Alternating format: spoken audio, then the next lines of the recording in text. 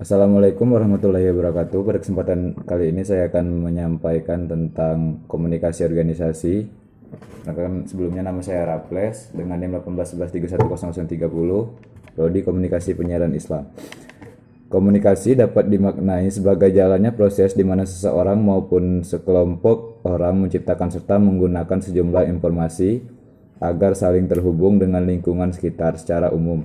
Komunikasi dapat dilakukan secara verbal serta dapat dipahami oleh kedua belah pihak berkaitan. Organisasi dapat diartikan sebagai dua atau lebih orang yang berada di dalam satu wadah yang sama dan memiliki satu tujuan.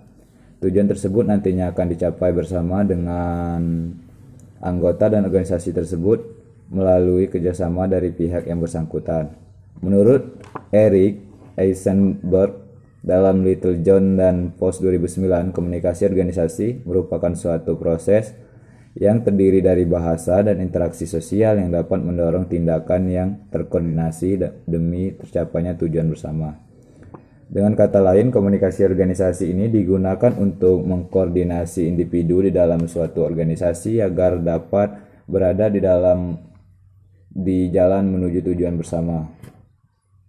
Pengertian iklim organisasi. Iklim komunikasi organisasi terdiri dari persepsi-persepsi suatu evaluasi makro manusia, respon pegawai terhadap pegawai lainnya, harapan-harapan, konflik antar personal dan kesempatan bagi pertumbuhan dalam orang tersebut.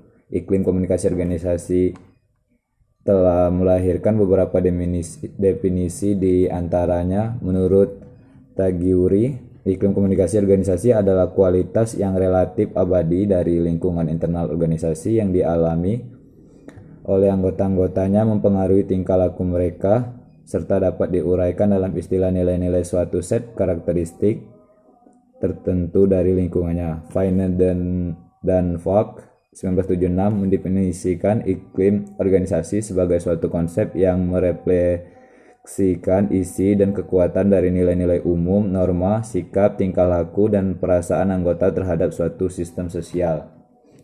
Gaya komunikasi adalah cara seseorang berinteraksi dengan cara verbal dan paraverbal untuk memberi tanda bagaimana arti yang sebenarnya harus dipahami atau dimengerti untuk mendapatkan respon atau tanggapan tertentu dalam situasi yang tertentu dihadapi.